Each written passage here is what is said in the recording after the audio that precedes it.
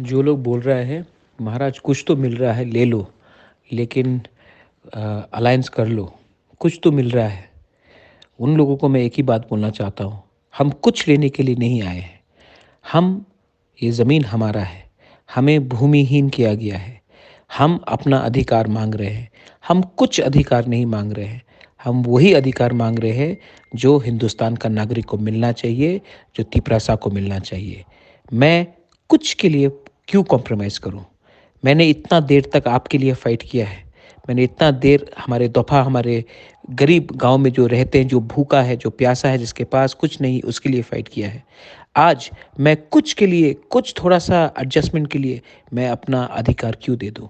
मैं आखिरी तक फ़ाइट करूँगा और अगर नहीं मिला, तो नहीं मिला। हम लोग विदाउट अलायंस फ़ाइट करेंगे। वॉरियर्स, अगले 2-3 दिन में हमारा कैंडिडेट लिस्ट निकलेगा, गेट रेडी। और जिन लोगों को सिर्फ एमएलए बनना है, मैं उनको एक बात बोलना चाहता हूँ, पहले तिपरालैंड के बारे, पहले दफ़ा के बारे, पहले ज़मीन के बारे सोचो।